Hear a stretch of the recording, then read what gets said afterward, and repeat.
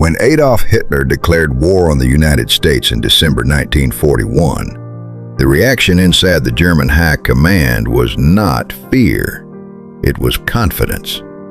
To the aristocratic Prussian-trained officers who commanded the Wehrmacht, war was not simply violence. It was a refined science of discipline, hierarchy, precision, and obedience that Germany believed it had mastered better than any nation on earth. The Wehrmacht had already crushed Poland, Norway, the Low Countries, and France with terrifying speed. Across Europe, German armored divisions had become symbols of unstoppable military perfection. When German generals looked west across the Atlantic Ocean toward the United States, they did not see a serious military rival. They saw a nation they deeply underestimated. Nazi propaganda minister Joseph Goebbels spent years portraying Americans as weak, spoiled, and spiritually soft. German newspapers mocked the United States as a chaotic nation obsessed with jazz music, Hollywood films, fast food, and money. To the Nazi leadership, Americans were not warriors. They were factory workers, businessmen, gamblers, and entertainers who lacked the discipline required for modern war. The German officer corps genuinely believed that a country devoted to consumer comfort could never survive the brutality of mechanized combat. At first, the battlefield seemed to prove them correct. When inexperienced American troops first entered combat against the Germans in North Africa during 1942, they performed poorly. At the Battle of Kasserine Pass, Field Marshal Erwin Rommel and the Africa Corps shattered American positions with humiliating ease. Entire U.S. units collapsed into confusion and retreat. German officers wrote smug letters home, describing the Americans as amateurs wearing expensive uniforms. To them, the battle confirmed every racist and arrogant assumption they already believed. But the Germans made one catastrophic mistake. They assumed the Americans they fought at Kasserine Pass represented the final version of the American Army. They failed to understand that the United States military was evolving faster than any fighting force in modern history. The Americans studied every failure, adapted instantly, replaced ineffective leaders, rewrote tactics, improved communication systems, and returned to battle stronger within months. By the time the Germans encountered American forces again in France and Germany, they no longer faced inexperienced recruits. They faced an enemy unlike anything the old European military system had ever encountered. One of the first shocks to the German military mindset was the unpredictable nature of the American soldier. German military culture relied heavily on rigid structure and centralized authority. Officers created detailed operational plans, and lower-ranking soldiers were expected to follow them exactly. If commanders were killed or communications failed, German units often became disorganized while waiting for new orders. The Americans operated differently. American officers encouraged initiative at every level.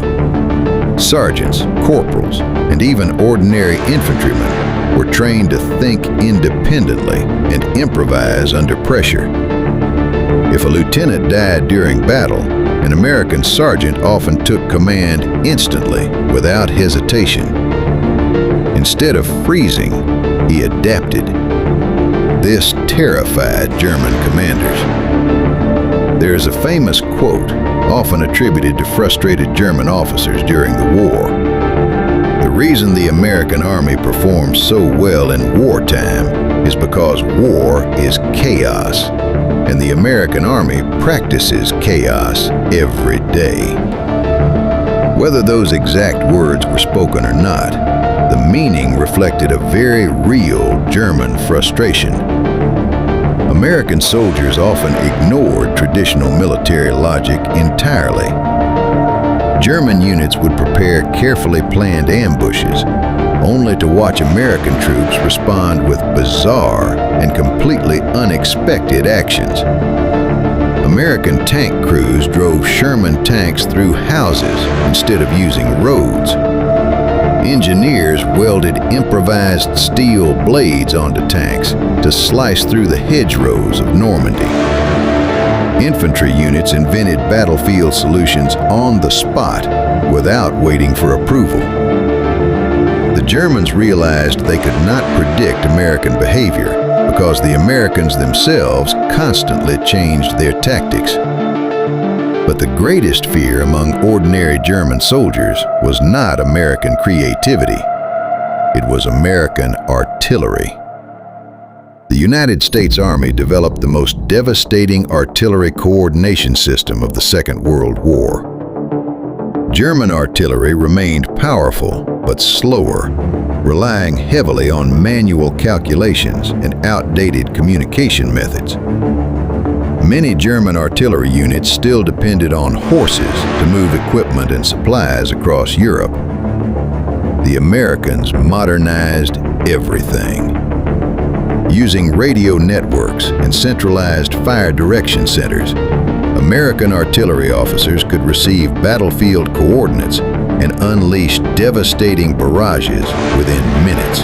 A pinned-down infantry squad no longer waited hours for support. One radio call could summon overwhelming firepower almost instantly. Then came the terrifying innovation known as Time on Target, or TOT.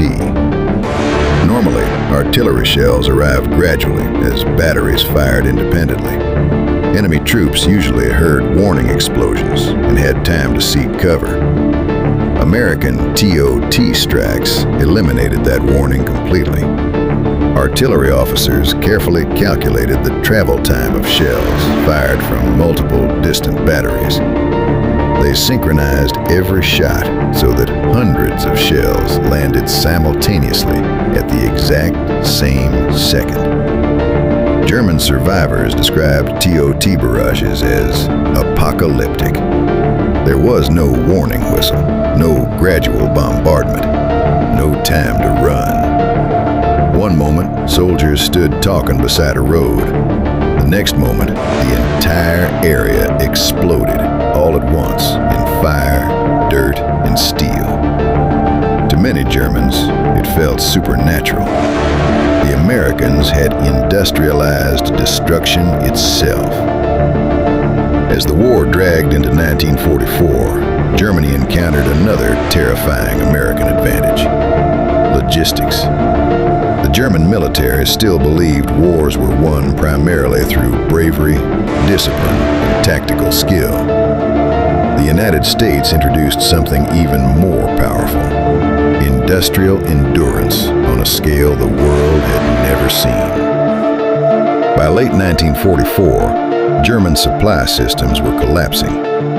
Fuel shortages crippled tank divisions. Ammunition became scarce. Horses still pulled many supply wagons because Germany lacked enough trucks and fuel. Meanwhile, American supply lines appeared endless. German troops who overran American positions expected desperate shortages. Instead, they discovered mountains of supplies: fresh coffee, chocolate, medical equipment, fuel reserves, spare parts, warm clothing, endless ammunition. American soldiers received regular mail from home, while German troops often starved at the front. One captured German officer reportedly broke down emotionally while being transported through American supply routes after seeing endless convoys of trucks carrying supplies across Europe. He realized Germany was not fighting a normal nation. It was fighting an industrial giant, capable of burying entire armies beneath steel, gasoline, rubber, and machinery. Still, many German officers stubbornly believed American soldiers themselves lacked the willpower for brutal infantry combat without technological advantages. That illusion died in the Battle of Hürtgen Forest. In late 1944, American forces entered the dense forests along the German border. The Hürtgen Forest became one of the bloodiest and most miserable battles fought by the United States during World War II. The thick forest trapped tanks. Fog grounded aircraft. Rain turned roads into rivers of mud. For the first time, American soldiers lost many of their technological advantages. The battle became primitive. Infantry versus infantry. Bayonets, machine guns, landmines, artillery shells exploding through pine trees. German commanders expected the Americans to collapse under horrific casualties. Instead, they kept advancing. Division after division entered the forest despite terrible losses. American soldiers fought hand-to-hand in freezing mud and darkness. More than 33,000 American casualties occurred during the battle, yet the attacks continued. German officers were stunned. The soft Americans endured suffering comparable to the Eastern Front.